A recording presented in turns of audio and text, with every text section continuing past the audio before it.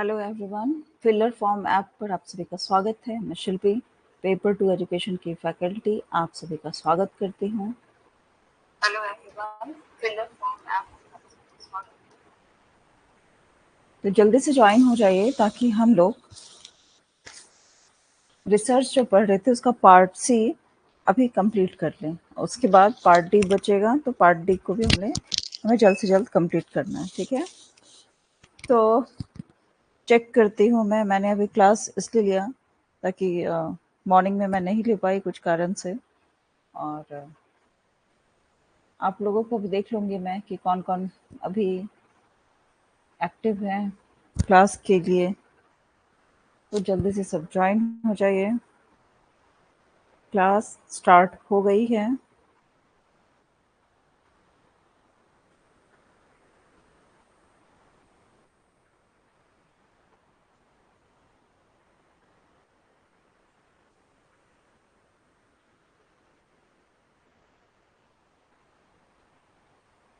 जो जो ज्वाइन हो चुके हैं बताइए, अपना अटेंडेंस लगवाइए, और बस क्लास स्टार्ट हो गई है।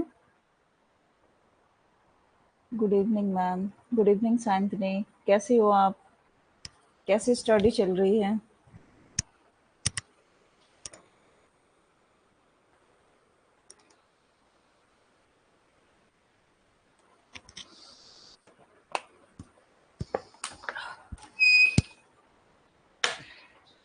अभी सब सो गए हैं क्या?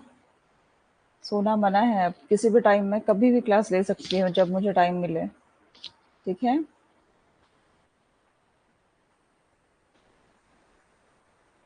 मैम सिलेबस पूरा समुंदर है, बिल्कुल, और हम लोगों को डुबकी लगाना है उसमें, है ना। बहुत बड़ा समुद्र है सिलेबस, अथाह है, आदि अंत नहीं है इसका।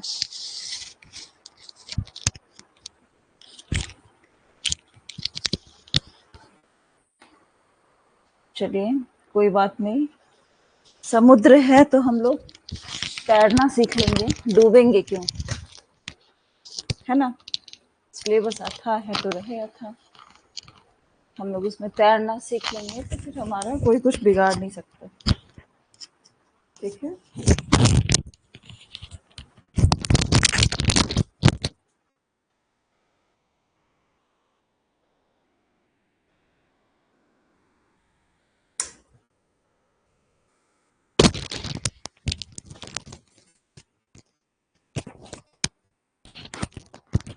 तो चलिए, सब रेडी हैं तो अब हम क्लास स्टार्ट करते हैं।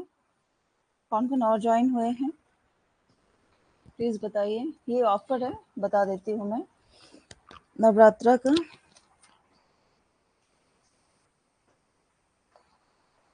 कहाँ से क्या पूरा समझ में नहीं आता। ये तो है।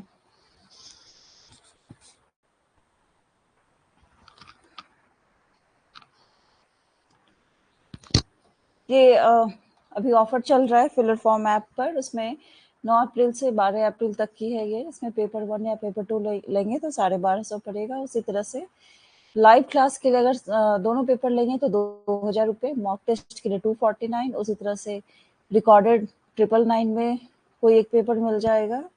दोनों पेपर रिकॉर्डेड आपको 1499 में मिलेगा, और नोट्स प्लस एमसीक्यू 749 में है। तो आप लोगों ने तो ले लिया है, लेकिन जो भी आपके फ्रेंड्स हैं, जहाँ भी आपके कोई ग्रुप है, आप उसमें शेयर कीजिए ताकि ज़्यादा से ज़्यादा लोगों को लाभ मिल सके और डिस्काउंटेड वैल्यू पे उनको ये मिल सके। कूपन कोड है 50 NAV, जिससे उनको 50% तक का ऑफर मिलेगा। ओके, तो ये सब बातें हो गई। अब हम लोग देखते हैं कि आरती, ओके, हम लोग देखते हैं कि हमारा जो है सो क्या सब है। अभी हमारा क्वालिटेटिव डेटा एनालिसिस होगा, ठीक है। क्वालिटेटिव डेटा एनालिसिस आज हम लोग पढ़ेंगे। Data reduction and classification, analytical induction and constant comparison, concept of triangulation. उसके बाद हमारा सी पार्ट कंप्लीट हो जाएगा। तो आज बने रहिए पेशेंस के साथ।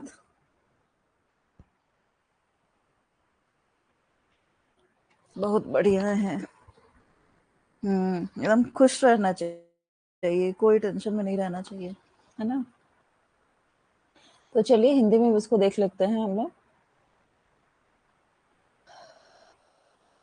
गुणात्मक डेटा विश्लेषण, क्वालिटेटिव डेटा एनालिसिस पढ़ना है हमें। डेटा कटौती और वर्गीकरण क्या है, विश्लेषणात्मक प्रेरण क्या है, और निरंतर तुलना क्या है, त्रिकोणासन क्या है, और उसकी अवधारणा क्या है, उसके बारे में हम लोग पढ़ेंगे। अब देखेंगे सबसे पहले क्वालिटेटिव डेटा एनालिसिस का डेफिनेशन क्या होता है। ठीक है, हम लोग तो पढ़ चुके हैं काफ़ी, क्वालिटेटिव डेटा क्या है एनालिसिस का, एक बार देख लेते हैं फिर से। मैं थोड़ा स्पीड में बताऊंगी, चलेगा ना? कुछ समझ नहीं आए तो बताइएगा। Qualitative data analysis is the classification and interpretation of linguistic or visual material to make statements about implicit and explicit dimensions. इसके बीच क्या है, स्टेटमेंट बनाना होता है, and structures of meaning making in the material in and what is represented in it. Meaning making क्या है वहाँ पे, यहाँ तक देखते हैं हम लोग। गुणात्मक डेटा विश्लेषण क्या है, ये सामग्री का वर्गीकरण और व्याख्या है ताकि सामग्री में जो क्या है अर्थ निर्माण के अंतर्निहित और स्पष्ट आयामों और संरचनाओं के बारे में बयान दिया जा सके, और इसमें क्या दर्शाया गया है इसके बारे में बातें की जा सके।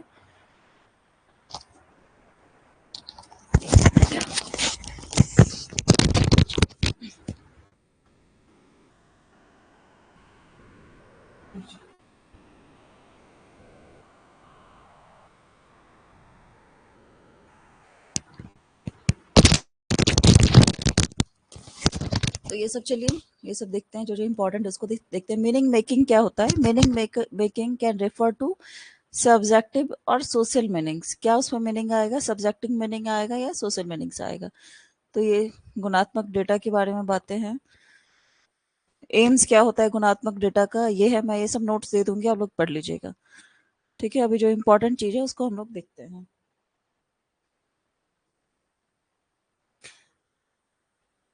बेसिक फीचर्स क्या है क्वालिटेटिव डेटा एनालिसिस का, हम पढ़ चुके हैं, फिर भी एक बार देख लेते हैं क्या है ये। Analysis is circular non linear, circular होता है एनालिसिस, इसमें नॉन लीनियर नहीं होता है।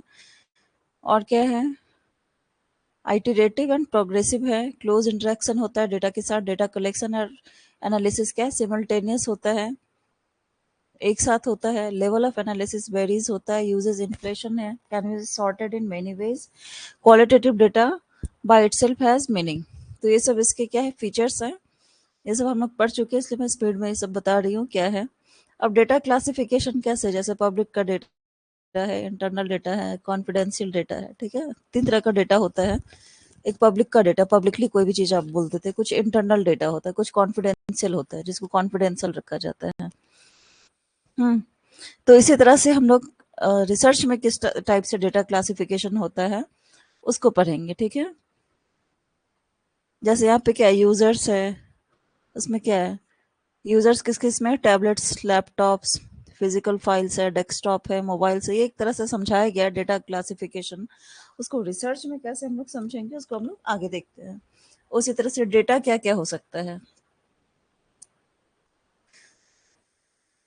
पेपर डॉक्यूमेंट्स वो डेटा है, टेक्स्ट डेटा है, वीडियो डेटा हो सकता है, ऑडियो डेटा हो सकता है, डेटाबेस है, फिर ईमेल है, एप्स है। तो ये सारे डेटा हो सकते हैं। और क्या है, डेटा जो है 2 टाइप का, एक डिजिटल डेटा है, एक नॉन डिजिटल डेटा है। तो डिजिटल डेटा क्या होगा, या तो स्ट्रक्चर्ड होगा या अनस्ट्रक्चर्ड होगा। और नॉन डिजिटल डेटा क्या होगा, पेपर फाइल्स है, प्रिंटेड रिकॉर्ड्स है, प्रिंटेड रिपोर्ट्स है। ठीक है, तो ये सारे टाइप्स है डेटा क्लासिफिकेशन के। अब इसका क्या रिसर्च में बात है, मतलब ये तो हम लोग जान रहे हैं, अगर हम लोग कंप्यूटर पढ़े या सिंपल हम लोग जाने ऑर्गेनाइजेशन ऑफ डेटा, तो ऐसे ऐसे होता है कि डेटा क्या है, क्या क्या डेटा हो सकता है, किस किस फॉर्म में डेटा हो सकता है, वो सारी चीजें यहाँ पे बताया गया है। अब देखिए इसमें क्वालिटेटिव डेटा एनालिसिस, उसमें क्या क्या होता है।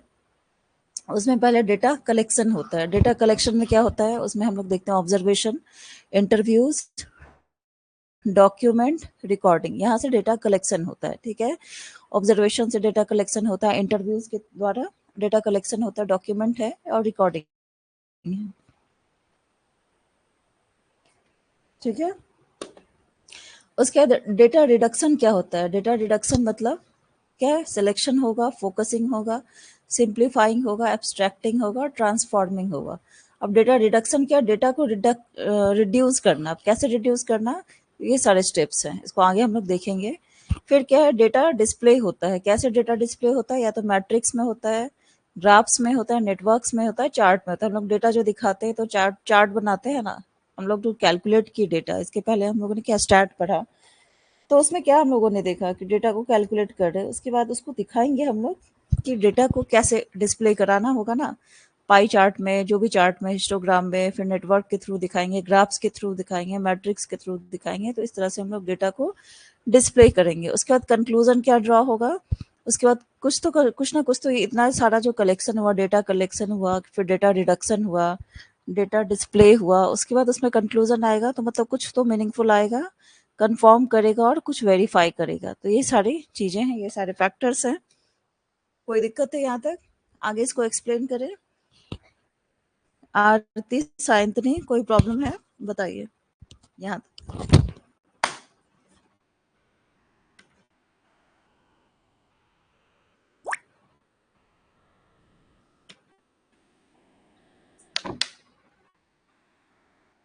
क्लियर है ना? चलिए, थैंक यू। अब डेटा एनालिसिस क्या है, स्टेजेस इन डेटा एनालिसिस, ठीक है। अब तो क्या है, टॉपिक ये क्वालिटेटिव डेटा एनालिसिस। तो क्वालिटेटिव हम लोग जान रहे हैं, डेटा एनालिसिस में क्या होता है, डेटा को एनालाइज करना, एनालाइज करना। तो कैसे एनालाइज करेंगे, एनालिसिस में क्या है, डेटा को प्रोसेस करेंगे, तो प्रोसेसिंग में क्या होगा, उसको एडिट करेंगे, कोड करेंगे और कंप्यूटर फीड करेंगे। ये सारे स्टेप्स होते हैं। फिर डेटा डिस्ट्रीब्यूशन होता है, टेबुलेशन होता है। डेटा एनालिसिस में क्या आएगा, फिर कैटेगराइज करेंगे, फ्रीक्वेंसी डिस्ट्रीब्यूशन करेंगे, मेजरमेंट करेंगे, फिर डेटा इंटरप्रिटेशन होगा, डायग्रामेटिक प्रेजेंटेशन होगा। तो डेटा को हम लोग इस इतनी तरह से हम लोग उसको एनालाइज करते हैं, ठीक है। आगे देखते हैं हम लोग। अब यहाँ पे मैंने स्टेप्स बताया है, ये जैसे क्वांटिटेटिव और क्वालिटेटिव रिसर्च का क्या प्रोसेस है, कैरेक्टरिस्टिक्स क्या है। तो क्लियर नहीं दिख रहा है आप लोगों को, क्वालिटेटिव और क्वांटिटेटिव तो आप लोग जान ही रहे हैं क्या क्या है उसके बारे में, है ना। अब यहाँ स्टेप्स को देख लिए। स्टेप्स में क्या है कि पहले क्या करते हैं हम लोग, आइडेंटिफाइंग ये प्रॉब्लम है, एक आइडेंटिफाई प्रॉब्लम को करते हैं। फिर क्या करते हैं, रिफ्रेमिंग द लिटरेचर। उसके बाद स्पेसिफाइंग ए पर्पस। फोर्थ है collecting data. Fifth analysis and interpretation of data. फिर है रिपोर्ट एंड इवेल्युएशन। तो ये 6 स्टेप्स हैं। 6 होता है, 7 होता है, 8 होता है, इसी को एक्सप्लोर करके स्टेप्स बनाए जाते हैं। तो ये सब रिसर्च के स्टेप्स हैं। हाँ, data processing, tabulation, data analysis, data interpretation. हम्म। तो ये आपको क्या करेगा, मतलब आप पूछ रहे हो कि ये आप मुझे क्यों बता रहे हैं। स्टेप्स में पहले हम डिस्कस की थी, लेकिन इसको नहीं कुछ तो क्या करेगा, ये दे देगा उल्टा सीधा और बोलेगा इसको अरेंज करके बताओ। और 4 एबीसीडी 4 ऑप्शन दे देगा, उसमें कुछ उल्टा सीधा अरेंज कर देगा और उसमें से एक क्वेश्चन सही रहेगा। तो वैसे भी क्या, स्टेप्स में अगर आपको कोई भी रिसर्च करते किसी भी चीज में, तो अगर आपको स्टेप्स ही नहीं पता है तो आप उसको कैसे एनालाइज करेंगे, ठीक है। ये मैं ऐसे ही बोल रही हूँ, एक्स्ट्रा वाला है। अभी मटेरियल पे नहीं आई हूँ, इसलिए थोड़ा मतलब स्पीड में बता रही हूँ, क्योंकि पीपीटी रहेगा और ये सब पढ़ा हुआ है, तो आप लोगों को ज्यादा ये समझने में प्रॉब्लम नहीं है, ये पहले वाला चीज है। अभी जब मुद्दे पे आती हूँ तो वहां स्लो हो जाती हूँ, ठीक है।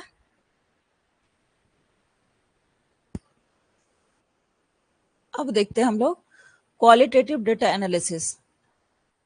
क्वालिटेटिव डेटा एनालिसिस जो है, गुणात्मक डेटा विश्लेषण, क्या है वो, उसका डेटा रिडक्शन है, मतलब पर्पस है, प्रोसेस है, मेथड्स है, क्या क्या है, उसके बारे में बातें हो रही हैं, ठीक है। अब यहाँ से देखो,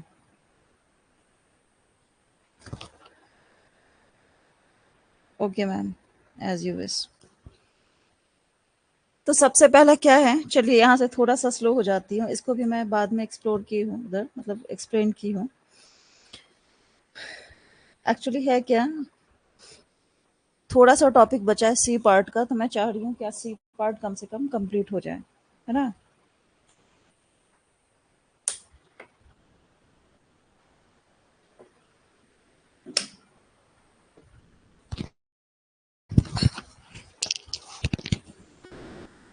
तो क्वालिटेटिव डेटा एनालिसिस के क्या है स्टेप्स हैं, टाइप्स कह सकते हैं उसको। तो क्या है वो, डेटा रिडक्शन है, फिर क्लासिफिकेशन है, फिर एनालिटिकल इंडक्शन है, हाँ, उसके बाद कांस्टेंट कंपैरिजन है, और फिर ट्रायंगुलेशन, ये सब कॉन्सेप्ट नेक्स्ट आता है। ठीक है,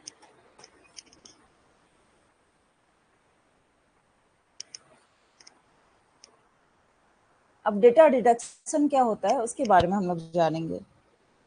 तो डेटा रिडक्शन मतलब क्या होता है, मान लो कि आपने बहुत सारा डेटा जमा किया, इसी का मैंने क्या किया है कि पीपीटी बनाया है, तो बहुत सारा डेटा जमा किया है, लेकिन अब मैं जो पढ़ा रही हूँ तो इसको क्या कर रही हूँ, उसको शॉर्ट करके बता रही हूँ, एक एक लाइन नहीं कर रही हूँ ना, डेटा का साइज छोटा कर रही हूँ। कैसे छोटा कर रही हूँ, कौन कौन से प्रोसेस आएंगे डेटा रिडक्शन के लिए, selecting, focusing, simplifying, abstracting, and transforming the data that appear in writing of field notes और transcriptions।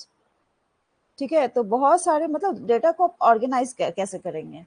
रॉ मटेरियल है, उसमें से क्या होता है, आपके घर ही में आपने क्या मतलब सपोज करो कि आपके सारे सामान घर में है, आपने शिफ्टिंग किया और आपके सारे सामान बॉक्स में पड़े हुए हैं, छोटे छोटे बॉक्स में पड़े हुए हैं, ठीक है, जो भी है। अब क्या करोगे, पहले डेटा को ऑर्गेनाइज करोगे कि आपकी क्या है, बेडरूम का सामान बेडरूम में वो बॉक्स डालोगे, किचन का सामान किचन के रूम में डालोगे, ठीक है, आपका लिविंग एरिया का जो सामान रहेगा वो बॉक्स लिविंग एरिया में डालोगे, उसके बाद इसी तरह से जो जहाँ का सामान है उसको उस रूम में डाल दोगे। अब उसके बाद क्या किए, ये आप क्या किए, उसको सेलेक्ट किए कि कौन सा कहाँ पे जाएगा। अब फोकस करेंगे कि कौन सा सामान कहाँ पे आएगा, जैसे किचन में। अब फिर उसके बाद क्या करेंगे, एक एक बॉक्स खोलेंगे, उसका देखेंगे कि कौन से सामान की कहाँ ज़रूरत है, कौन सा हाथ लगने वाला सामान है, कौन का सामान का जो ज़्यादा यूज़ नहीं होता है, तो फिर उसको ऑर्गेनाइज करेंगे, सिंप्लीफाई, मतलब पहले फोकस करेंगे। देखो, हमने बॉक्स को सेलेक्ट कर लिया और सबको उसके उसके जगह पे डाल दिया, फिर हम लोग फोकस कर रहे हैं कि कौन सा सामान कहाँ पे जाएगा, नहीं जाएगा, कहाँ रखना है। उसके बाद हम लोग सारे सब बॉक्स को खोल के उसको सिंप्लीफाई करेंगे, ठीक है। उसके बाद एब्स्ट्रैक्टिंग करेंगे और ट्रांसफॉर्मिंग द डेटा, उसके बाद जो जहाँ सामान जाएगा उसको वहाँ ट्रांसफॉर्म कर देंगे, वहाँ पे रख दिए। उस तरह से क्या हुआ, सारा डेटा ऑर्गेनाइज हो गया। अब रूम में घुसो, आपका सारा सामान बिना किसी झंझट के आपको मिल जाएगा। लिविंग एरिया में लिविंग एरिया का रूम मिलेगा, बेडरूम में वहाँ का सामान मिलेगा, किचन में किचन का सामान मिलेगा। तो इस तरह से डेटा ऑर्गेनाइज हो गया। इन द सेम वे हम लोग डेटा को भी रखते हैं, ठीक है। तो उसी के बारे में यहाँ पे बातें की गई हैं कि उसका पर्पस क्या है, उसका प्रोसेस क्या है, उसके मेथड्स क्या है, ठीक है। इसको आगे भी हम लोग देखेंगे, तो मैं अभी इसको उतना बता नहीं रही हूँ। अब देखो, जैसे प्रोसेसेस में डेटा रिडक्शन का क्या क्या बोला गया है, डेटा जो हम लोग रिड्यूस करेंगे उसके क्या क्या प्रोसेस हो सकते हैं। उसके प्रोसेस में क्या आएगा, searching, evaluating, recognising, coding, mapping, exploring और डिस्क्राइबिंग, ये सारे उसके स्टेप्स आएंगे, मेथड्स। हाँ, मेथड अलग है। पहले प्रोसेस क्या क्या आएगा, क्या क्या जगह से हम लोग जाएंगे, ठीक है। मान लो कि आप स्कूल में पढ़ती हो, ठीक है। मान लो कि ये डेटा रिडक्शन, साइंतनी का नाम है डेटा रिडक्शन, ठीक है। अब साइंतनी कोई भी एक्स वाई जेड स्कूल में पढ़ती है, जिसको स्कूल को हम लोग क्या कह सकते हैं, मेथड कह सकते हैं, ठीक है, कौन से बोर्ड का है। लेकिन स्कूल के जाने का प्रोसेस मतलब रास्ता कौन सा है, साइंतनी है, ये साइंतनी है स्कूल का, ये आर से रास्ता है, ठीक है। और कौन से स्कूल में पढ़ती है उसका बोर्ड है, ठीक है, बी से बोर्ड हो गया। अब इसके डेटा रिडक्शन के केस में क्या होगा कि साइंतनी का जो पर्पस है डेटा रिडक्शन, वो आप समझ लो, साइंतनी जहाँ लिखा है वो डेटा रिडक्शन है, ठीक है। ये जो रोड बताया, रास्ता बताया, जो भी बताया है वो क्या है, प्रोसेस है ऑफ डेटा रिडक्शन। और ये क्या है, बोर्ड, ये कोई भी कौन से बोर्ड में आप पढ़ाई कर रहे हो, दैट इज मैथड्स, ठीक है। तो कौन से साइंतनी जो है, मतलब डेटा डिडक्शन इसमें है, वो कौन से प्रोसेस से जाएगा, कहाँ जाएगा, स्कूल जाएगा। साइंतनी कौन से रास्ते से स्कूल जाएगी। अब कौन से स्कूल जाएगी वो नहीं पूछ, रास्ता कौन सा होगा, सीधा जाएगी, स्ट्रेट जाएगी, होगा ना रास्ता, आपके घर का रास्ता होगा, मखतपुर होगा या कुछ नाम होगा, कुछ भी एक्स वाई जेड नाम होता है कि उधर साइड से जाएगी, उधर साइड से जाएगी, तो उस तरह से उस रास्ते से होके जाएगी, तो उस प्रोसेस से डेटा डिडक्शन होगा। अब यहाँ पे है कि कौन से स्कूल जाएगी, उसका बोर्ड क्या है, वो बाद में हम लोग देखेंगे, उसके क्या मेथड्स हैं। पहले हम लोग प्रोसेस की बात कर रहे हैं, ठीक है। प्रोसेस में क्या आएगा, पहले हम लोग डेटा को सर्च करेंगे, identifying relevant portions of the data, उसके बाद इवेल्युएट करेंगे उसको, फिर उसको रिकॉग्नाइज करेंगे कि क्या उसका पैटर्न है, थीम्स क्या है, रिकरिंग एलिमेंट्स क्या है, फिर इसको कोड करेंगे, codes two segments of data, उसके बाद मैपिंग करेंगे, जैसे कॉन्सेप्ट मैपिंग, कि इसमें कौन सा कॉन्सेप्ट लग रहा है, विजुअल रिप्रेजेंटेशन आपका कैसे हो रहा है, देख के बहुत कुछ पता लगता है ना। फिर उसको क्या करेंगे, एक्सप्लोर करेंगे, डेल्विंग डीपर इनटू स्पेसिफिक एरियाज, उसको एक्सप्लोर करेंगे कि क्या इसमें विशिष्ट क्षेत्रों में क्या है, गहराई क्या है, उसको जानेंगे हम लोग, ठीक है। उसके बाद डिस्क्राइब करेंगे, समराइजिंग फाइंडिंग्स, उसके बाद उसको निष्कर्षों को सारांशित करेंगे। तो ये चीज समझ आया, साइंतनी रास्ता कौन सा जाएगी, कौन से स्कूल जाएगी, बोर्ड, डेटा रिडक्शन प्रोसेस क्या है, मेथड्स क्या है, ये समझ आया। Search, evaluate, recognise, coding, mapping, explore, ठीक है।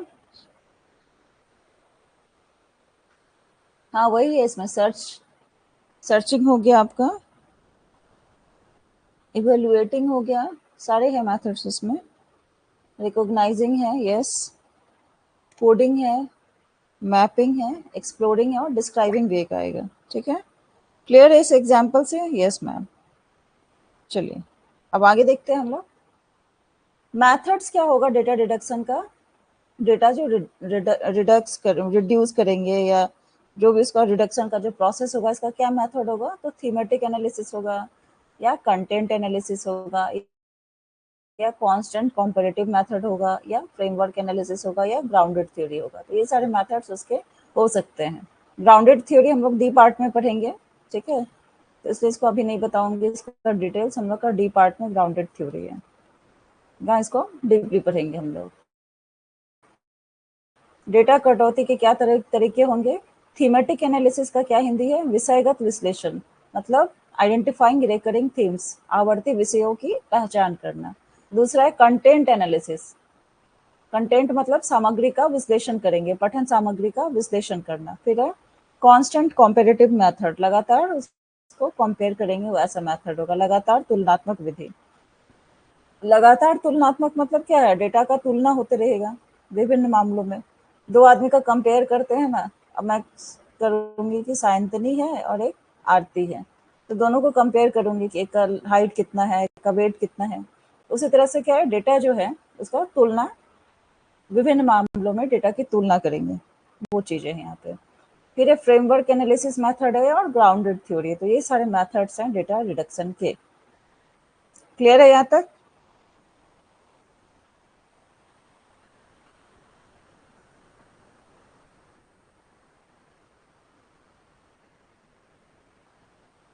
क्लियर है?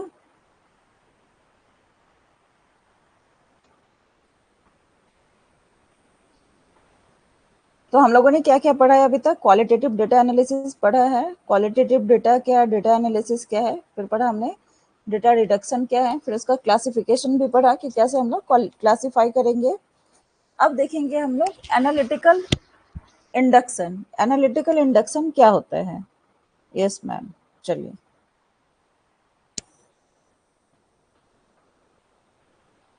अब एनालिटिकल इंडक्शन क्या होगा कि एनालाइज करेंगे, इंडक्शन होता है ना हमारा, फर्स्ट कोई भी किसी से मिलते हैं तो क्या होता है, हमारा इंडक्शन होता है। कोई भी क्लास स्टार्ट होती है तो उसमें इंडक्शन होता है ना। इसी तरह से एनालिटिकल इंडक्शन क्या होगा, it is a way of building explanations in qualitative analysis bye constructing and tasting a set of casual links between events, actions, etc. in one case and the iterative extension of this to further cases. Analyse करेंगे, relate करेंगे, कौन सा event है, घटना कहाँ है, किसके बीच में क्या संबंध है, ये सब यहाँ से बातें होंगी। It is a research strategy in sociology, education कहीं का भी जरूरी नहीं, सोशियोलॉजी समाज शास्त्र की बात हो रही है, that aims to systematically develop casual explanations for type of phenomena. Analyse करते तो क्या करते हैं, विश्लेषण करते हैं किसी भी चीज के बारे में, तो स्टेप अपने आता है ना। अब पूछेंगे कि साइंतनी जो है वो स्कूल कैसे जाती है या कौन से स्कूल में पढ़ती है।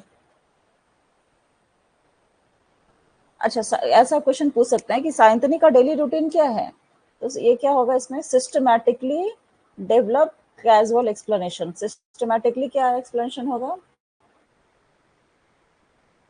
बताया जाए कि साइंतनी उठती है इतने बजे, ऐसे रेडी होती है, फिर इतने बजे स्कूल के लिए निकलती है 10 बजे, या मान लो कि अभी क्या है 8 बजे स्कूल के लिए निकलती है, फिर इस रास्ते से होके जाती है, फिर इस वाले बोर्ड जो है सीबीएसई बोर्ड या जो भी उस स्कूल में पढ़ने जाती है, तो वहाँ 8:30 बजे पहुँचती है, 30 मिनट उसको जाने में लगता है, फिर वहाँ से प्रेयर होता है, 8:30 से असेंबली स्टार्ट हो जाता है, 9 बजे तक असेंबली होता है, फिर क्लासेस स्टार्ट होते हैं, 4 बजे तक उसका क्लास चलता है स्कूल, फिर वापस आती है, फिर ट्यूशन जाती है, मतलब जो भी रूटीन है तो उसको सिस्टमैटिक, मतलब सुबह से शाम तक, रात तक, अपने सोने तक क्या क्या किया है उस चीज को एक्सप्लेनेशन, ठीक है, हर कुछ को सिस्टमैटिक रूप में एक्सप्लेन किया जाएगा।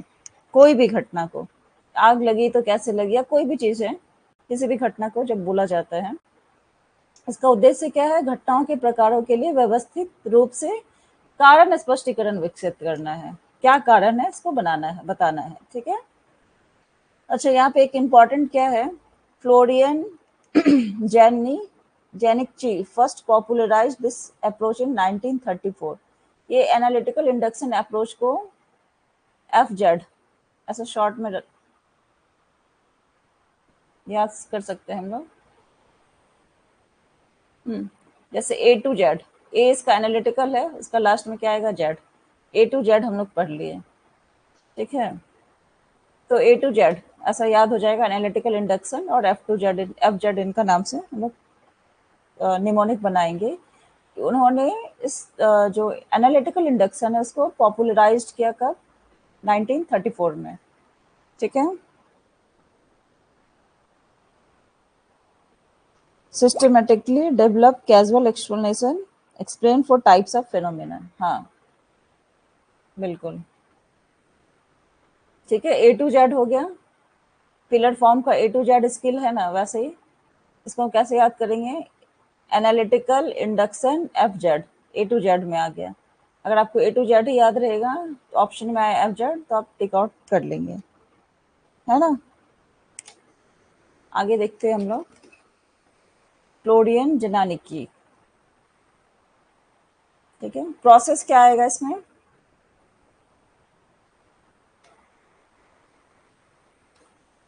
researchers begin by studying a small number of cases related to phenomenon, the search for similarities that could point to common factors। तो ये सारी चीजें हैं, आगे देखते हैं हम लोग, इम्पोर्टेंट जो है इसको मैं बता रही हूँ। यस, ये देखो, रिफाइनमेंट एंड एप्लीकेशन इसका क्या है,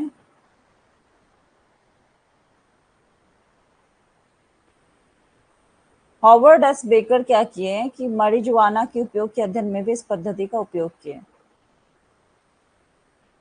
और क्या किया, डोनाल्ड क्रेसी ने इसका उपयोग कब किया, वित्तीय विश्वास उल्लंघन यानी कि गबन की जांच करने के लिए किया, होता है ना, कोई पैसा हड़प लिया, क्या किया नहीं किया, तो एनालिटिकल एनालाइज करता है step by step.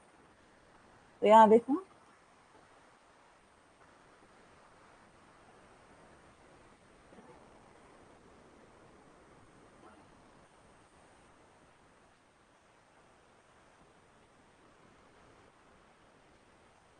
Alfred लिंड Smith ने क्या किया, अफीम की लत के अध्ययन में विश्लेषणात्मक प्रेरण लागू किया। उसी तरह से डोनाल्ड क्रेसी ने इसका उपयोग वित्तीय विश्वास उल्लंघन यानी कि गबन की जांच के लिए किया, और हॉवर्ड एस बेकर ने मारिजुआना के उपयोग के अध्ययन में भी इस पद्धति का उपयोग किया। और ये पद्धति किसने दिया था, ये पद्धति दिया था एजेड, फ्लोरियन जेनानिकी, एफजेड, फ्लोरियन जेनानिकी इसको पॉपुलराइज किए थे कब, 1934 में, ठीक है। क्लियर है ये,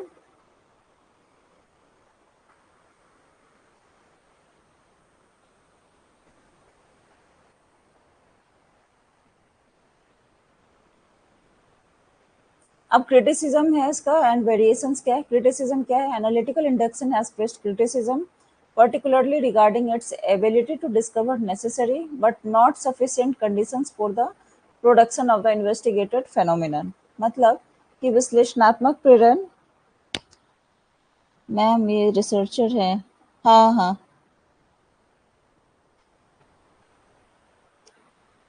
विश्लेषणात्मक प्रेरण को आलोचना का सामना करना पड़ा है विशेष रूप से जांच की गई घटना के उत्पाद के लिए आवश्यक लेकिन पर्याप्त परिस्थितियों की खोज करने की इसके जो कैपेसिटी है उसके संबंध में। ठीक है, तो ये सारी चीजें हैं।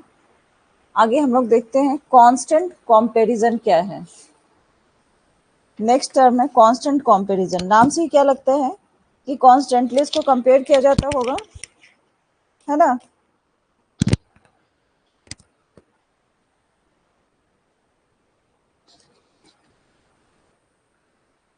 कांस्टेंट कंपैरिजन तो क्या हो रहा है, इसमें एनालाइज किया जा रहा है डेटा को सिस्टमैटिकली।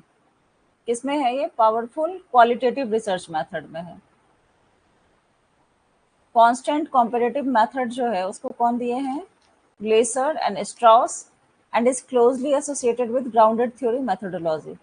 ग्राउंडेड थ्योरी मेथोडोलॉजी से क्लोजली ये रिलेटेड है। इसको ग्राउंडेड थ्योरी हम लोग डी पार्ट में पढ़ेंगे, इसलिए इसके बारे में नहीं बता रही हूँ मैं। और इसको कौन डेवलप किए हैं? Glaser and Strauss. Constant comparative method को उन्होंने डेवलप किया है। ये दोनों नाम आप लोग याद रखिएगा। इसमें क्या किया जाता है? रिसर्चर जो है सॉर्टिंग करता है और ऑर्गेनाइज करता है। क्या करता है? रॉ डेटा को ग्रुप बेस्ड ऑन एट्रीब्यूट्स, उसके जो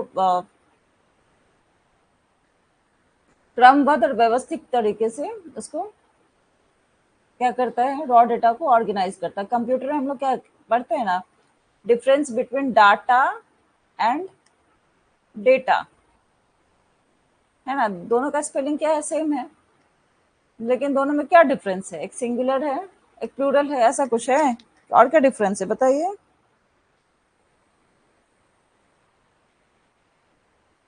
डाटा क्या होता है या डेटा क्या होता है बताइए? तो उसमें क्या होता है? Collection of raw materials is known as data and plural of data is data. ठीक है, तो रॉ मटेरियल जो भी कोई भी कच्चा सामान हम लोग जमा किए दैट इज डेटा। अब डेटा को क्या किए? डाटा को उसको हम लोग क्या किया? ऑर्गेनाइज करेंगे, है ना। कच्चा सामान लाए, कुछ भी हमारे घर में कोई भी सामान, शिफ्टिंग का समझो कोई भी सामान है, तो वो डाटा हो गया या डेटा हो गया, जो भी बोलेंगे इसको। उसके बाद उसको क्या किया? ऑर्गेनाइज किए, शॉर्टिंग किए, ग्रुपिंग किए, ठीक है, उसके एट्रीब्यूट्स जो भी रहेंगे उसके बेस्ड में। तो वो कौन सा मेथड आ जाएगा? Constant comparative method. क्लियर है? डेटा कलेक्शन, रॉ मटेरियल, हाँ,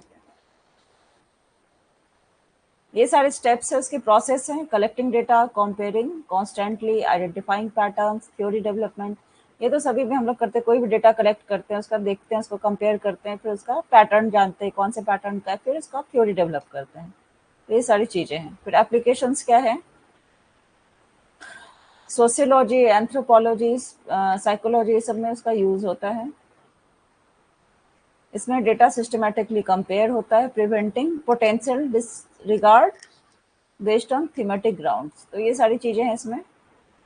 अब देखते हैं हम लोग ट्रायंगुलेशन रिसर्च। ट्रायंगुलेशन क्या होता है? ठीक है, जो इम्पोर्टेंट है उसको देख रहे हैं हम लोग। यहाँ तक क्लियर है? यस मैम, यहाँ तक क्लियर है?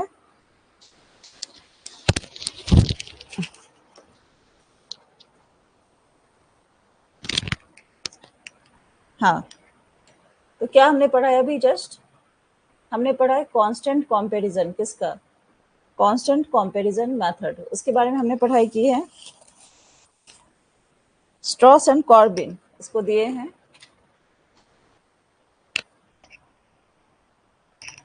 ग्लासर एंड स्ट्रॉस दिए हैं इसको, ठीक है, डेवलप किए हैं।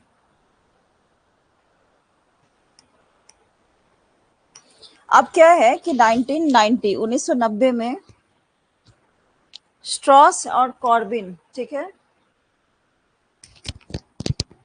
वो सजेस्ट किए हैं following components of constant comparison. Constant comparison के कुछ कंपोनेंट्स जो इसको सजेस्ट किए हैं। कौन कौन से कंपोनेंट है मैं पढ़ देती हूँ एक बार। वर्ड रिपीटेशंस होगा, जैसे कि हम लोग वो वर्ड को देखेंगे जो कॉमनली यूज्ड वर्ड्स हैं, और वर्ड वो क्लोज रिपीटेशन में इंडिकेटेड इमोशंस, उसके बारे में बात हुई है। फिर दूसरा इंडाइजेनियस कैटेगरीज, उसके बाद है कीवर्ड्स इन कॉन्टेक्स्ट, कौन सा कीवर्ड है किस कॉन्टेक्स्ट में, उसके बारे में बातें की गई है। कंपेयर एंड कॉन्ट्रास्ट, इसको आप लोग सुन लो, ऑप्शन में कुछ आया तो समझ आ जाएगा। फिर सोशल साइंस क्यूरीज है, वहाँ क्यूरी जो भी होगी उसके बारे में होगी। सर्चिंग फॉर मिसिंग इन्फॉर्मेशन, कोई इन्फॉर्मेशन मिसिंग हो गया है तो हम लोग क्या है कंपेयर करेंगे तो वहाँ से हमें इसको पता चल जाएगा। Metaphors and analogies, transitions, pawing, cutting and sorting, तो ये सारी चीजें हैं।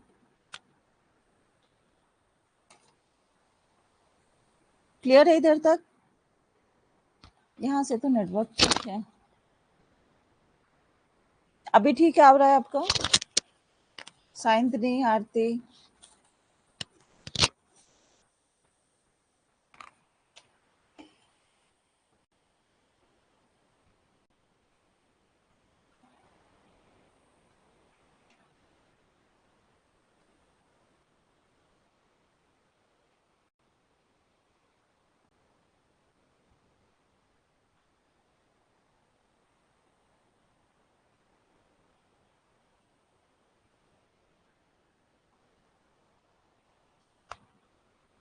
Yes ma'am.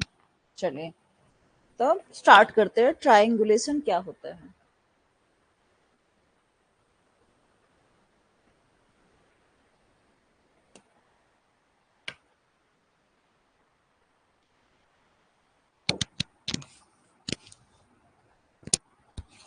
ट्राइंगल जो होता है उसमें क्या होता है? हाँ,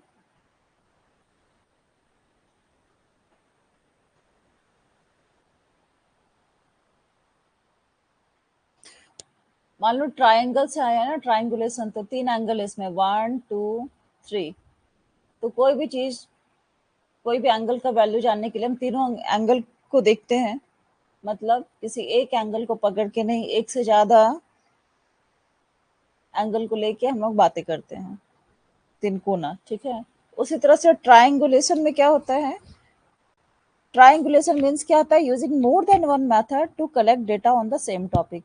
एक टॉपिक पे एक से ज्यादा, कोई भी सेम टॉपिक पर डेटा अगर कलेक्ट करना है, ठीक है। मान लो कि हम लोग नहीं कहते हैं कि आप इस केस को दूसरे एंगल से नहीं देख रहे हैं, आपका नजरिया ये है लेकिन आप दूसरे एंगल से देखेंगे तो कुछ और नजरिया। मान लो ये कुछ एंगल है, ठीक है, इस एंगल से हमने केस को देखा, ठीक है। सपोज करो 180 डिग्री, मतलब एंगल की बात करें तो डिफरेंट डिफरेंट एस्पेक्ट से हम लोग राइट एंगल ले लो, ठीक है। एक में हम 90 डिग्री के एंगल से देखेंगे, एक में 45 डिग्री है या 50 डिग्री है, सपोज कर लो 50 डिग्री या 40 डिग्री है। तो क्या करेंगे, सब में अलग अलग एंगल से हम लोग देखेंगे एक ही टॉपिक को। तो हम लोग इसमें क्या है, ये मैं इसलिए एग्जांपल बता रही हूँ ताकि आपको याद रहे कि एक मेथड से, मतलब एक मेथड से ज्यादा डेटा कलेक्ट करने के लिए, कि कोई भी सेम टॉपिक पे, कोई भी सेम टॉपिक पे एक मेथड से ज्यादा मेथड से हम डेटा कलेक्ट करेंगे, दैट इज ट्रायंगुलेशन मेथड।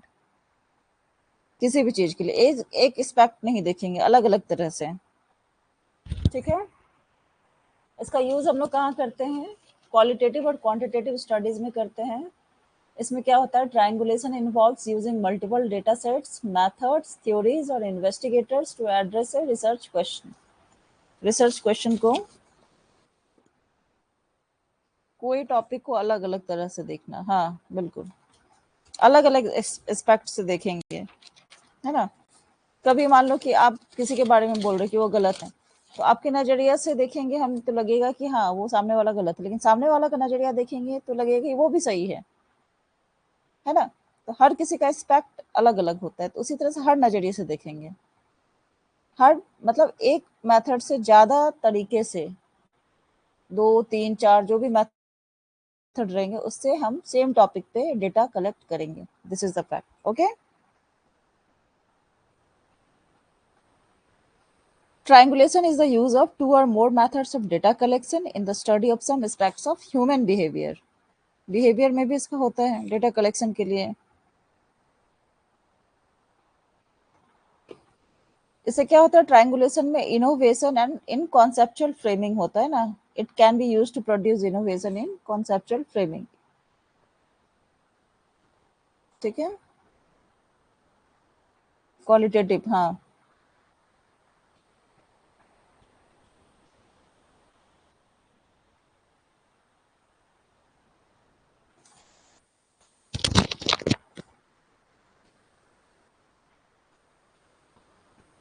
अब देखेंगे कि टाइप्स कौन कौन से ट्रायंगुलेशन के हैं।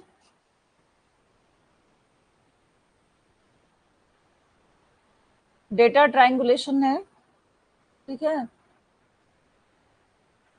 इन्वेस्टिगेटर ट्रायंगुलेशन है, थ्योरी ट्रायंगुलेशन है, मेथोडोलॉजिकल ट्रायंगुलेशन है। तो ये मेथड्स हैं ट्रायंगुलेशन के। अब डेटा ट्रायंगुलेशन क्या है, involves using data from different times, spaces and people. इसमें क्या होता है,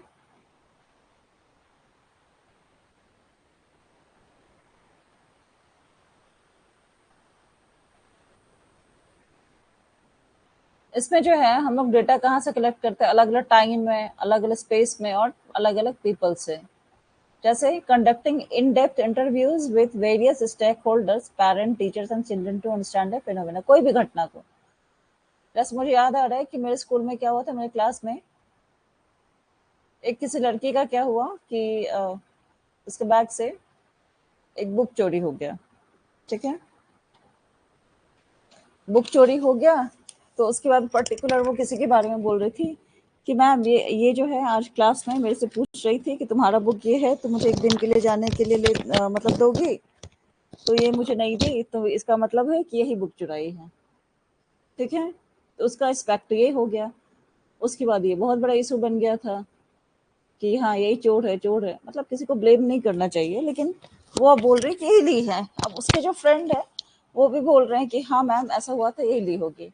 उसके बाद मैम क्या की, अपना दिमाग लगाई और सबको अलग अलग बुलाई। उसको सबको अलग अलग बुला के उसके बाद क्या हुआ, सबका पॉइंट जाने कि कौन से स्टूडेंट का क्या बोलना है, किस पे सच जाता है, नहीं जा रहा है। ठीक है, उसके बाद सबका बैग चेक कराई और फिर अपना कैसे ना कैसे दिमाग लगा के फिर क्या की वो, मतलब पेरेंट्स से भी बात की, टीचर से भी बात की, क्लास में भी बात की। उसके बाद कहाँ ना कहाँ से पता चला कि बुक किसने लिया था। उसके कुछ 5-7 दिन बाद क्या हुआ पता है, मतलब सर्चिंग जारी था, लेकिन 5 to 7 डेज के बाद क्या पता चला कि वो लड़की जो है अपने घर गई। उसके बाद उसकी मम्मी एक लेटर टीचर को भेजी, उसमें लिखा था कि ये जो है मतलब घर में ही बुक भूल चुकी थी और किसी और को ब्लेम कर रही थी, समथिंग ऐसा कुछ था। तो इसीलिए कहा जाता है कि आप किसी को ब्लेम भी कर रहे हैं तो पहले अपना खंगाल ले, आपका कुछ चीज नहीं मिल रहा है, पहले अपने घर में देख लें आपके पास है कि नहीं है कि क्या है, फिर किसी को ब्लेम करें। अगर वो उसी दिन टीचर बोलती कि हाँ यही लड़की ली है, यही लड़की ली है, सब ने कहा, सब कह रहे हैं तुम्हें ली हो, तो ये तो गलत हो जाता ना डिसीजन। तो डेटा ट्रायंगुलेशन में क्या है कि वो डिफरेंट डिफरेंट एंगल से एक ही चीज का स्टडी कर रही है, एक ही केस को देख रही है अलग अलग एंगल से, कि इसकी फ्रेंड इसलिए ऐसा बोल रही है, कि दुश्मन इसलिए ऐसा बोल रही है, किसी पूछी इसलिए ऐसा बोल रही है, और क्या क्या एक्सपेक्ट हो सकता है एक घटना को, टू अंडरस्टैंड ए फेनोमेना। ठीक है,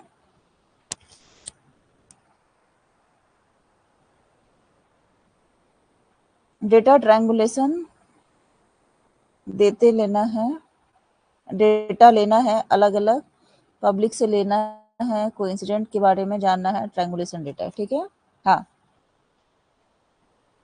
तो किसी एक की बात पर बिलीव ना करके वो टीचर, वो मैम क्या की, अलग अलग जगहों से जानकारी एकत्र की। उसके बाद उनको कोई प्रूफ नहीं मिला, फिर कैसे न कैसे वो बुक पता चला कि उसके घर में ही था, है ना। इसका दूसरा एक्सपेक्ट क्या होता है कि सब बोलते हैं हाँ ये लिए, ये लिए, तो बोलते हैं हाँ तुम ही ली हो, फिर उसका उसके ऊपर स्टैंप लग जाता है कि ये लड़की ली है, होता ना। अब जब मतलब जब ये घटना के बाद बुक मिल गया तो काफी अच्छा लगा हो कि चलो किसी को ब्लेम नहीं पड़ा, मतलब गलती नहीं हुई किसी से, टीचर को भी अपना डिसीजन अच्छा लगा होगा, है ना। तो कुछ ना कुछ हमें सीखने के लिए मिलता है। उसके बाद है इन्वेस्टिगेटर ट्राइंगुलेशन। इन्वेस्टिगेटर मतलब क्या है? अन्वेषक त्रिकोणासन। अब एक और चीज देखते हैं यहाँ पे, डेटा ट्रायंगुलेशन में क्या है। अब डेटा सोर्स के बारे में बात करें, सोर्स 1 है, सोर्स 2 है, सोर्स 3 है, स्टूडेंट है, पेरेंट्स है, टीचर है, जो भी है, तो अलग अलग सोर्सेस के बारे में यहाँ पे बातें हो रही है डेटा ट्रायंगुलेशन में। अब इन्वेस्टिगेटर ट्रायंगुलेशन क्या है? ट्रायंगल। इन्वेस्टिगेटर क्या है? मतलब जो रिसर्च करेगा, रिसर्चर। तो अब क्या करेंगे कि कोई रिसर्चर कोई एस्पेक्ट से देख के रिसर्च करेगा, दूसरा रिसर्चर किसी और एस्पेक्ट से देख के रिसर्च करेगा, तीसरा किसी और एस्पेक्ट से रिसर्च करेगा। मतलब इन्वेस्टिगेटर ट्रायंगुलेशन में हम लोग क्या लेंगे? रिसर्चर, कौन कौन रिसर्चर क्या स्टडी किया उसके बारे में जानेंगे। रिसर्चर 1, रिसर्चर 2, सेम थ्योरी पे रिसर्चर 3, उसके बारे में हम लोग जानेंगे, अलग अलग सोर्स से। हाँ, उसी तरह से है theory. Theory triangulation. Theory triangulation में क्या होगा कि अलग अलग थ्योरी, ठीक है, अलग अलग थ्योरी किसी भी चीज के बारे में, कि थ्योरी 1 एक ही स्टोरी है, कुछ पर्सपेक्टिव है, उसका अलग थ्योरी रहेगा। जैसे थ्योरी 1 होगा, थ्योरी 2 होगा। सीआईडी समय आप देखते हो ना कि अलग अलग थ्योरी बनाते हैं, अलग अलग एंगल से देखते हैं। तो थ्योरी 1 होगा, थ्योरी 2 होगा, थ्योरी 3 होगा, इस तरह से अलग अलग थ्योरीज होंगे सेम रिसर्च पे। उसी तरह से क्या है मैथोडोलॉजिकल ट्रायंगुलेशन में क्या आएगा?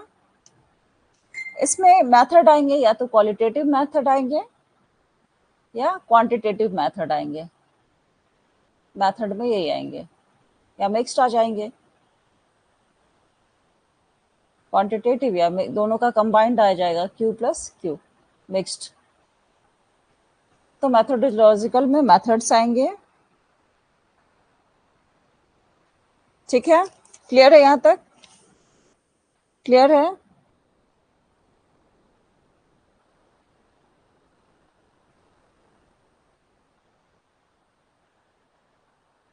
क्लियर है यहाँ तक?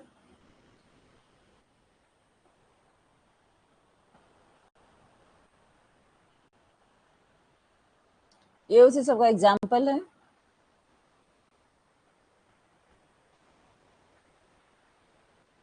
ये देखो, जैसे कि यहाँ पे in data triangulation you use multiple data sources to answer your research question. You can vary your data collection across time, space और different people. एग्जाम्पल है डेटा ट्रायंगुलेशन का क्या है? क्या था एग्जाम? मैं बोली थी कि data source, source 1, source 2, source 3 ऐसे करके होगा। तो इसका एग्जाम्पल है, to understand the motivations behind cooperative behaviour you compile and analyse data from a sample of 130 US college students over a period of 8 months. Then you repeat the experiment with comparable samples in different region worldwide. अब यहाँ पे क्या किया? Sample लिया, कहाँ से उठाया? US college student का सैंपल उठाया, कोऑपरेटिव बिहेवियर कैसा है उसका, वो क्या किया, ये यही सैंपल एक लिया, सैंपल 1 हो गया। फिर सेम चीज का स्टडी क्या किया? इंडिया में आके कर लिया। फिर सेम चीज का स्टडी क्या करेगा? फ्रांस जाके करेगा। सेम चीज का स्टडी क्या किया? और जाके किसी और कंट्री में जाके करेगा। तो ये क्या हुआ? रिसर्च सेम टॉपिक पे कर रहा है, लेकिन अलग अलग सोर्सेज से कर रहे हैं। ठीक है, क्लियर है? अब डेटा ट्रायंगुलेशन जो है उसके बारे में देखते हैं। अकॉर्डिंग टू डेनजिन, DNZIN, डेनजिन, ठीक है, इनका नाम याद रखेंगे। डेटा ट्रायंगुलेशन में इन्होंने 1989 में, 89 है, ठीक है, 1989 में इन्होंने बताया कि डेटा ट्रायंगुलेशन जो है सो 3 तरह का होता है। क्या क्या है? एक टाइम ट्रायंगुलेशन होता है, टाइम ट्रायंगुलेशन, दूसरा है स्पेस ट्रायंगुलेशन, और तीसरा क्या है? पर्सन ट्रायंगुलेशन, जिसके बारे में हम लोग ऊपर में जिक्र किया, data collection across time, space और डिफरेंट पीपल। ठीक है, अब टाइम ट्रायंगुलेशन में क्या आएगा? 1989, हाँ, 1989। रिसर्चर क्या करेगा? डेटा कलेक्ट करेगा किसी भी घटना के लिए, उसके बारे में डिफरेंट पॉइंट्स इन टाइम,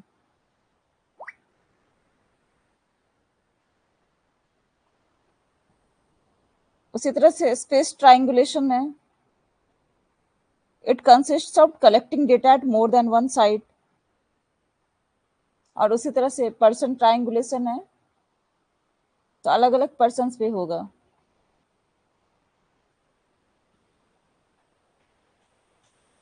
अब क्या है कि एक आदमी आए, डेंजिन ने तो कहा 1989 में कि 3 तरह का होता है data collection across time, space और डिफरेंट पीपल, मतलब टाइम ट्राइंगुलेशन, स्पेस ट्राइंगुलेशन और पर्सन ट्राइंगुलेशन। अब एक आदमी आते हैं स्मिथ, स्मिथ आते हैं, ठीक है, डेटा ट्राइंगुलेशन की बात कर रही हूं मैं। उन्होंने कहा जो पर्सन का ट्राइंगुलेशन है, पर्सन ट्राइंगुलेशन के बारे में बात हो रही है, उसको उन्होंने 7 तरह से बताया। 7 लेवल ऑफ पर्सन ट्राइंगुलेशन उन्होंने बताया स्मिथ ने।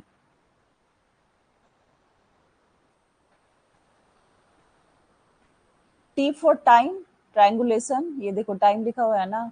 दूसरा क्या है, स्पेस ट्राइंगुलेशन, ये स्पेस लिखा हुआ है। और तीसरा क्या है, पर्सन ट्राइंगुलेशन, पीपल या पर्सन जो बोलो, कहाँ गया यार,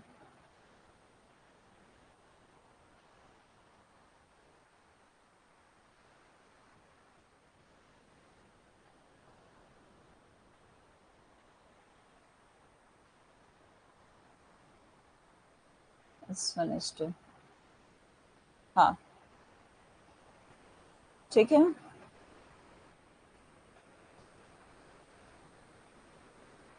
अब इन्होंने क्या कहा, टाइम स्पेस का तो क्लियर है, टाइम का क्लियर है, स्पेस का क्लियर है। डेंजिन ने बताया 3 टाइप का होता है। अब हम लोग बात करें पर्सन ट्राइंगुलेशन के बारे में नेक्स्ट पेज में।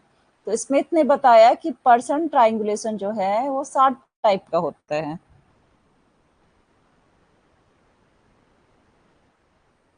7 लेवल्स होते हैं, ठीक है, यस मैम। 7 लेवल कौन कौन से होते हैं? पहला है इंडिविजुअल लेवल, सुनते जाइए, ठीक है। पहला इंडिविजुअल लेवल है। दूसरा है ग्रुप एनालिसिस, मतलब उसमें क्या आएगा, the interaction pattern of individuals and groups, groups का और इंडिविजुअल्स का पैटर्न, उसके इंटरेक्शन पैटर्न्स उसको देखा जाएगा। थर्ड आता है organisational units of analysis, individual group analysis, तो उसमें क्या आएगा, units which have qualities not possessed by the individual making them up। Fourth आएगा इंस्टीट्यूशनल एनालिसिस, मैं फिर से बता रही हूँ, पहला आएगा इंडिविजुअल लेवल, दूसरा आएगा ग्रुप एनालिसिस, नाम याद रखो आप, उससे आपको याद हो जाएगी, आगे इतना देखने का जरूरत नहीं है। Individual level first, second one is group analysis, third one is organisational units of analysis, fourth है institutional analysis, fifth ecological analysis, sixth cultural analysis and seven number societal analysis. अलग अलग लोग कहाँ कहाँ रहेंगे, अलग अलग जगहों में रहेंगे, सोसाइटी अलग रहेगा, कल्चर अलग रहेगा, इकोलॉजिकल एनालिसिस रहेगा अलग, इंस्टीट्यूशन अलग रहेगा। हाँ, जैसे बिजनेस हो गया, फैमिली का हो गया कि मैरिज है क्या है, सोसाइटी के बारे में होगा, पॉलिटिकल होगा। उसी तरह से ऑर्गेनाइजेशनल यूनिट्स जो है उसके बारे में एनालिसिस होगा, फिर एक ग्रुप एनालिसिस होगा और इंडिविजुअल लेवल। तो ये सारे लेवल्स हैं, क्लियर है। अब आते हैं हम लोग, डेटा ट्रायंगुलेशन हो गया,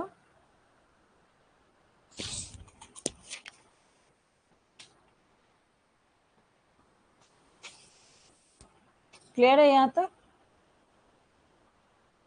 यहाँ पे एक था पीपीटी, कहाँ गया, हाँ, डेटा ट्रायंगुलेशन हम लोग समझ गए, ये क्लियर हो गया।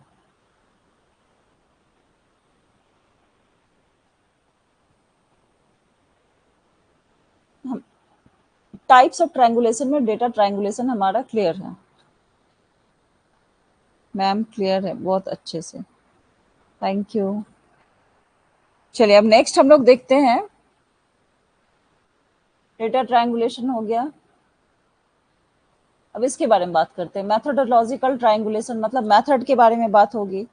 कौन कौन से मेथड होंगे, क्वालिटेटिव, क्वांटिटेटिव, है ना। तो ये मेथड्स ट्रायंगुलेशन कब होगा? Can occur at the level of design और डेटा कलेक्शन। तो क्या क्या चीजें आएंगी इसमें? डिजाइन लेवल ट्रायंगुलेशन होगा, डेटा कलेक्शन ट्रायंगुलेशन होगा मेथड ट्रायंगुलेशन में। ये दो चीजें आएंगी। और एक हमारा है थर्ड वन है इन्वेस्टिगेटर ट्रायंगुलेशन। उसके बारे में हम लोग जान ही लिए हैं, थ्योरी ट्रायंगुलेशन जान ही लिए हैं। और उसके बाद भी एक मल्टीपल ट्रायंगुलेशन मान सकते हैं, इसमें जो छोटा बड़ा है वो आ जाएगा। मतलब उसमें क्या आएगा? Multiple methods of data collection, multiple sources of data and multiple investigators with multiple areas of expertise. Method triangulation, हाँ ठीक है। तो ये सारी चीजें थी जो मैं आप लोगों को बताई हूँ। तो चलिए आज का एक दो क्वेश्चन देखा जाए।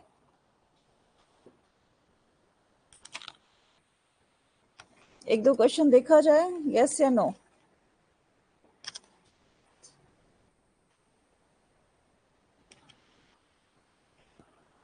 Multiple expert, yes ma'am. चलिए फिर एक क्वेश्चन देखते हैं ताकि पता भी तो चले क्या क्वेश्चन पूछा जाता है ना।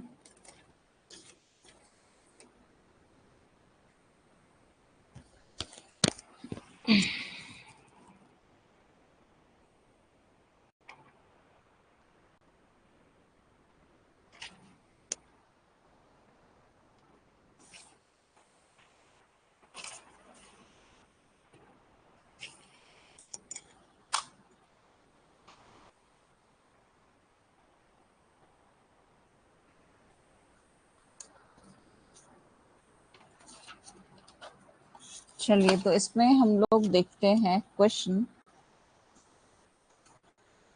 कि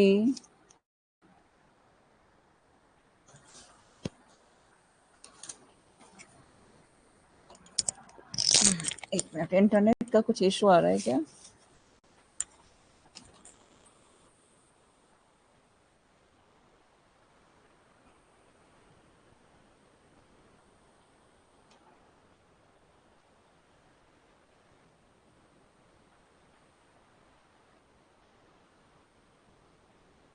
अभी ठीक है इंटरनेट?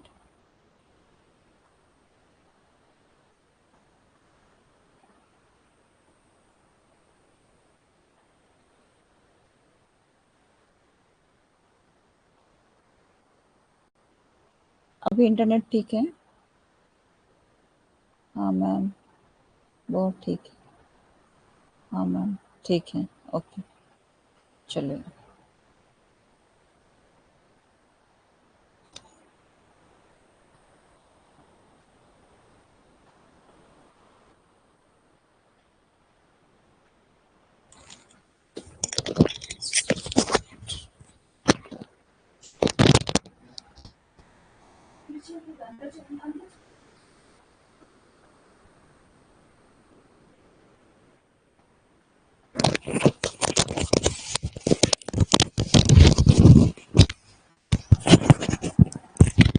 अब आपसे जो क्वेश्चन करेंगे, ठीक है,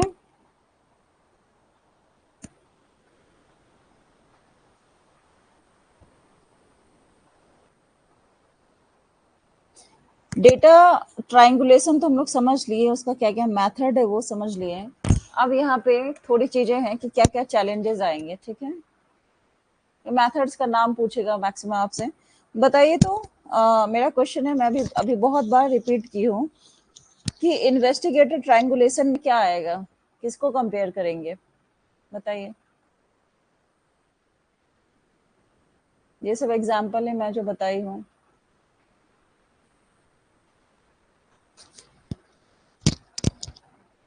किसको कंपेयर करेंगे?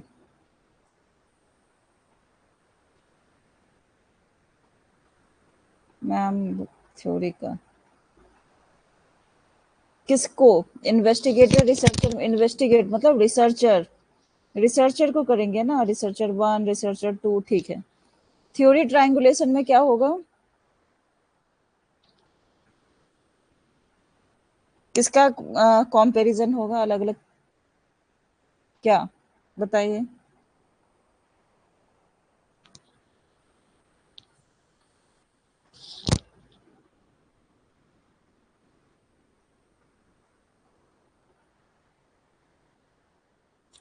हाँ, थ्योरी 1, थ्योरी 2, थ्योरी 3 ऐसे करके। ठीक है, एक क्वेश्चन और पूछती हूँ। डेटा ट्रायंगुलेशन है, उसके साथ क्या-क्या चैलेंजेस हो सकते हैं?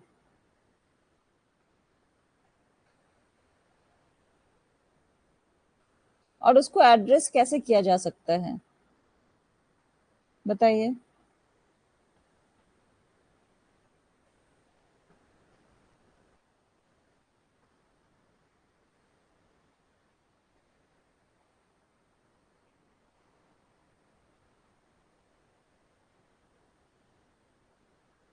अब जैसे एग्जांपल से लेते हैं कि in a study on workplace dynamics, researchers may face challenges in reconciling data from employee surveys, HR records and managerial interviews.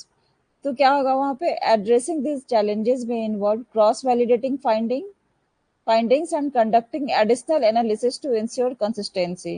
अलग अलग जगह से उसको डेटा कलेक्ट करना होगा, उसके बाद क्या होगा? क्रॉस वैलिडेटिंग होगा, उसको फाइंडिंग करने में चैलेंज फेस होगा।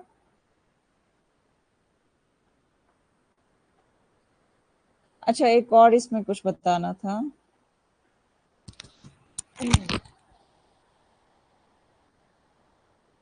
ये देखिए यहाँ पे पर्पस क्या है, ट्रायंगुलेशन का पर्पस क्या है? ये जो ट्रायंगुलेशन मेथड है वो क्यों किया जाता है, उसका पर्पस क्या है? मोर होलिस्टिक पर्सपेक्टिव है ये। हाँ, मोर होलिस्टिक मतलब अधिक समग्र परिप्रेक्ष्य है। होलिस्टिक कहते हैं ना, ऑल राउंड डेवलपमेंट, उसी तरह से ये वैलिड माना जाएगा। किस लिए? Triangulation is also helpful for enhancing credibility and validity। Credibility और वैलिडिटी में उसको क्या होता है? हेल्पफुल माना जाता है। किस चीज के लिए है ये यूज होगा? To cross check evidence. किसी भी चीज को ट्रायंगुलेशन है तो बताए ना, कोई भी चीज, जैसे मैंने वो बुक वाला एग्जाम्पल बताया, तो क्रॉस चेक करने में उसको हेल्प मिला कोई भी एविडेंस को, कि हाँ सच में क्या हो रहा है। मतलब सिंपल एग्जाम्पल से याद रखेंगे तो हम लोगों को क्लियर हो जाएगा। ठीक है, तो अलग अलग उसमें क्या होगा, कहाँ गया, क्रॉस चेक करने के लिए किसी भी घटना के बारे में, कोई भी चीज के बारे में अलग अलग तरह से हम लोग देखेंगे, तो क्रॉस चेक करेंगे कि हमारा जो रिसर्च चल रहा है वो सही है कि नहीं, हमारा जो फीडबैक आ रहा है सही है कि नहीं, जो भी है, क्रेडिबिलिटी वैलिडिटी इसके बारे में। और क्या इसका है? पूरे कंप्लीट पिक्चर। कंप्लीट पिक्चर क्या है कि अलग अलग एंगल से देखेंगे, क्रॉस चेक कर रहे हैं तो उससे क्या होगा? अलग अलग नजरिए की बात होगी। उससे क्या होता है कि हमें एक कंप्लीट पिक्चर मिलेगा कि एक्चुअल में बात क्या है। कोई कुछ बात बोल रहा है, कोई कुछ बात बोल रहा है, कोई कुछ बात बोल रहा है, तो बीच का गैप जो है, जो बात मिसिंग है, जो एक्चुअल चीज है, वो बातें पता चल जाती है ना? क्रॉस चेक करने का। हाँ, ये सारे एग्जाम्पल सब है, इसको देख लेंगे आप लोग। उसके बाद टू इनहांस वैलिडिटी। वैलिडिटी को क्या करते हैं? इनहांस करने के लिए।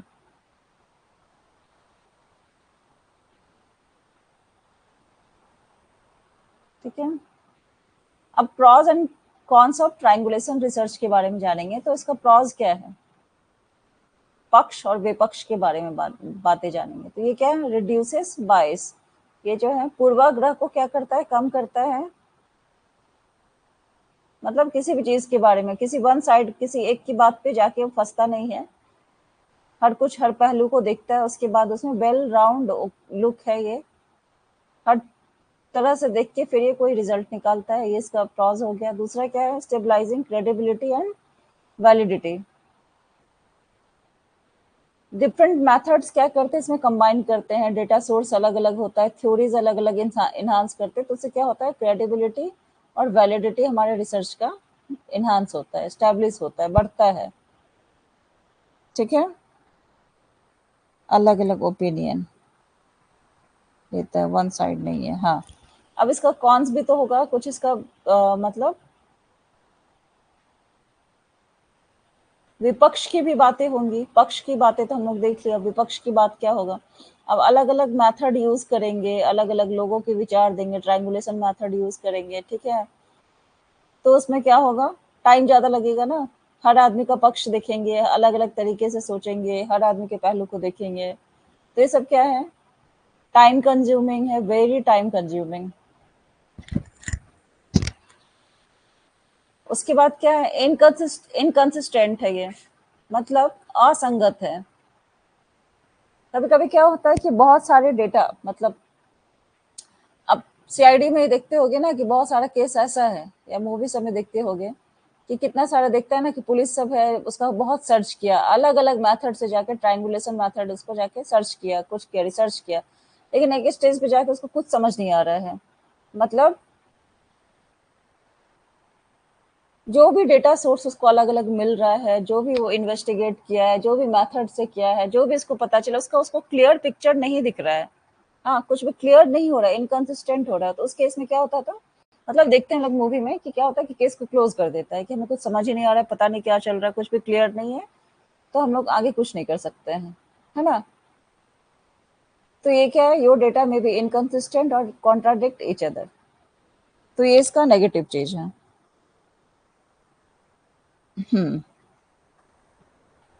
क्रेडिबिलिटी, वैलिडिटी, क्या परसिस्टेंस चला जाता है, इनकंसिस्टेंट। हाँ, तो ये दो फैक्टर हैं। चलिए, आई होप कि आप लोगों का कॉन्सेप्ट क्लियर हुआ होगा। इस टाइम क्लास में जुड़ने के लिए बहुत बहुत धन्यवाद सभी का। Like UGC net NTA exam लेता है वैसा। हाँ, बिल्कुल। तो चलिए, कॉन्सेप्ट क्लियर है, बहुत आसान कर दिया। समझ आया आप लोगों को? साइंतनी, सब क्लियर है? थैंक यू मैम, आप बहुत अच्छे टीचर हो। अरे, बहुत अच्छे से क्लियर हुआ। थैंक यू साइंतनी, जो आप मुझे एक अच्छी टीचर मानती हो और आपको समझ आ रही है कि ये मेरी, मतलब मेरा पर्पस है समझाना, आप लोगों को समझ आ रही है। रिसर्च इजी कर दिया। हाँ, बिल्कुल। एग्जाम्पल सबसे याद रहता है, इसलिए मैं कोई कोई इंसिडेंट्स, कुछ भी कहानी, कुछ भी घटना ऐसा मिला, क्लास रोज करूँगी। सी पार्ट हमारा कंप्लीट हो चुका है, यहाँ पे देख लेते हैं। कल भी मॉर्निंग में मैं नहीं ले पाऊंगी, देखती हूँ इवनिंग में लेती हूँ, क्या करती हूँ, ठीक है। तो सी पार्ट हमारा कंप्लीट हो चुका है। अब हम लोग नेक्स्ट क्लास में डी पार्ट कंप्लीट स्टार्ट करेंगे, ठीक है। रिसर्च के कितने क्लासेस हुए हैं अभी तक टोटल?